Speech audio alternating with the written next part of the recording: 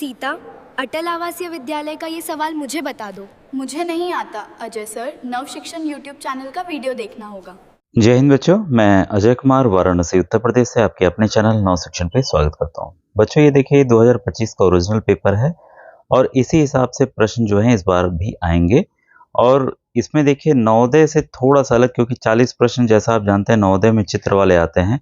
तो last year जो paper हुआ उसमें मात्र ये 16 प्रश्न बच्चों आए थे और 17वां प्रश्न से देखिए अलग तरह के प्रश्न हैं।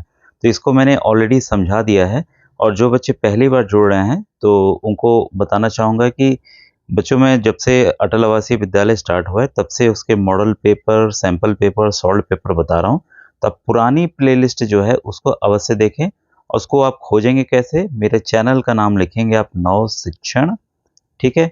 और इसके बाद आप क्या करेंगे कि अटल प्लेलिस्ट या नवोदय प्लेलिस्ट लिख दीजिएगा तो आपके सामने ईयर वाइज आ जाएगा। तो जो भी आपको साल का देखना हो, क्योंकि अटल नवोदय विद्यालय और आपके विद्या ज्ञान की मैंने एक ही प्लेलिस्ट बनाई हुई है, ठीक है। तो हर एक साल का अलग अलग है, तो उसको आप देखिए। और जो बच्चे अभी तक व्हाट्सएप ग्रुप या चैनल नहीं ज्वाइन किए जरूर ज्वाइन कीजिए, जिससे आपको अटल आवासीय विद्यालय के साथ साथ अन्य जो परीक्षाएं होंगी उसकी भी बच्चों जानकारी समय पे प्राप्त हो जाएगी। और जो भी कुछ पूछना हो आप बच्चों यूट्यूब के कमेंट सेक्शन पूछिएगा। जैसा आप जानते हैं मैं आपके लिए वीडियोस बनाता हूं और मैं एक सरकारी अध्यापक हूं और जो समय मिलता है उसी में करता हूं। तो आप व्हाट्सएप पे ना पूछ के यूट्यूब पे बच्चों पूछिएगा, क्योंकि जवाब आपको उसी पर प्राप्त होगा। तो ये देखिए मैंने वीडियोस बना दिए, तो 2026 की प्लेलिस्ट में इनको देख लीजिएगा। अब आइए आगे के प्रश्नों को हल करके बताता हूँ कि इस तरह के अगर प्रश्न आ जाएं इस बार तो क्या होगा। पहले देखिए 22 फरवरी को परीक्षा थी, अब बदल के 8 मार्च हो गया। कुछ बच्चे बोले थे सर उसमें लिखित आ रहा है 22 फरवरी, तो आप सबसे अच्छा एडमिट कार्ड आपको जारी हो जाएंगे तो आपको दे दीजिएगा परीक्षा। ऐसे 8 मार्च को आधिकारिक घोषणा हो गई है।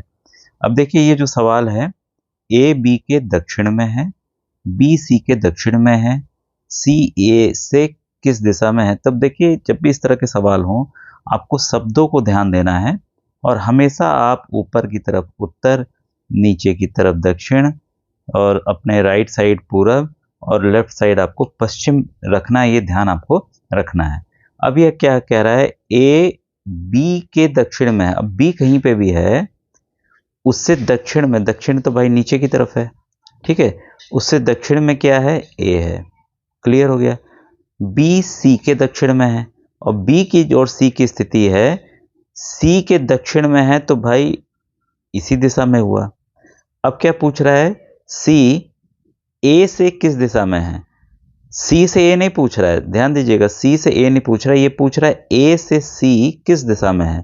तो भाई ऊपर की तरफ कौन सी दिशा है, उत्तर है, ठीक है। तो देखिए है तो आपको परेशान करने वाला प्रश्न, लेकिन अगर आप समझ के हल करेंगे इस तरह से तो आपके पूरे पूरे नंबर बच्चों प्राप्त हो जाएंगे। बच्चों अगर ऐसे ही समझाकर पढ़ाना हो तो आप जरूर लिखिएगा कि हाँ सर बता दीजिए, तो मैं एक एक क्वेश्चन को बच्चों एक्सप्लेन कर दूंगा।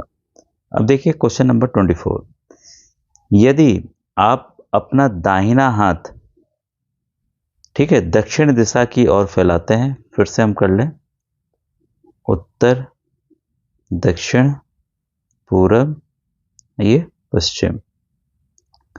आप दाहिना हाथ जो है आप राइट हैंड दक्षिण दिशा की फैलाते हैं, मतलब मुंह आपका सूरज इधर से उगता है, इधर की तरफ है। कई बार सवाल ऐसे भी आते हैं, तो हाथ भाई इधर की तरफ है, ठीक है।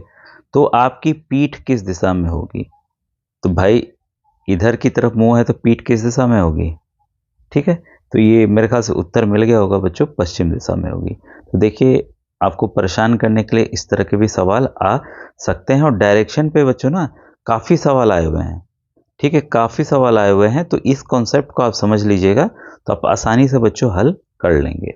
अब देखिए ये एक दूसरा सवाल है आपके सामने है, इसमें क्या लिखिए, संख्या 4, फिर 16 है, यहाँ क्वेश्चन मार्क है, यहाँ 64 है।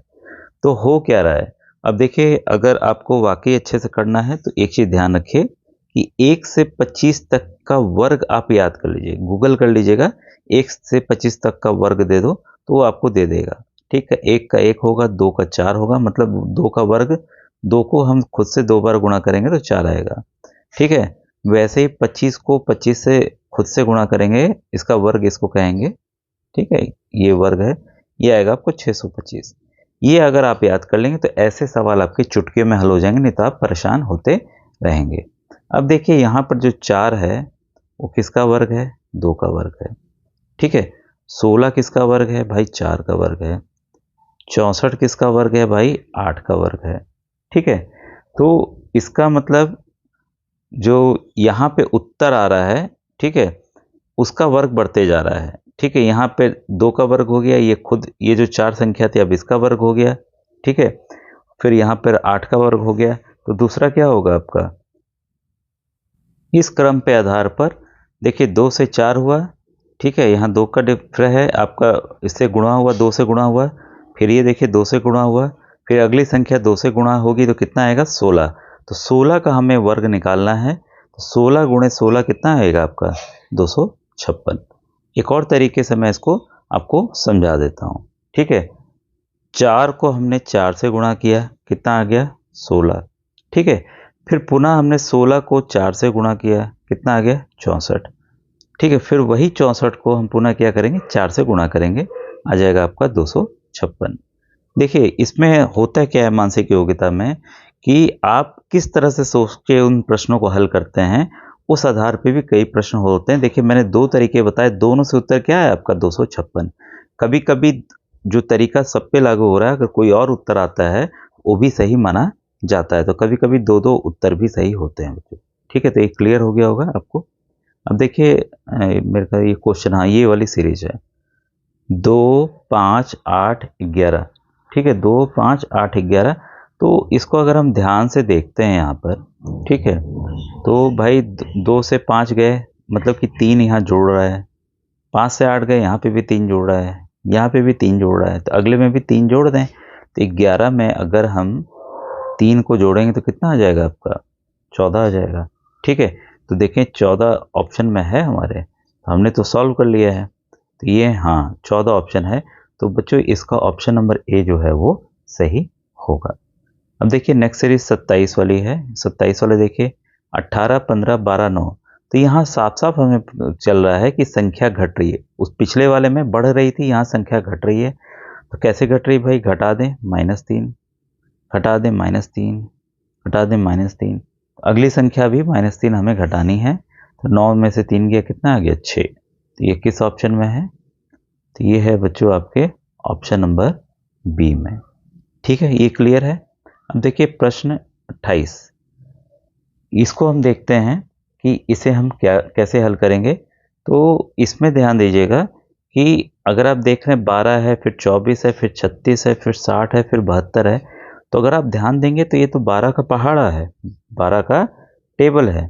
ठीक है, तो आप 12 का पहाड़ा पढ़िए, 1 बार, 2 बार, 3 बार, यहाँ 4 बार होना चाहिए, यहाँ 5 बार, ये तो 6 बार खुद ही दिया हुआ है। तो 12 4 जा 12 चौके कितना होता है आपका? 48 होता है।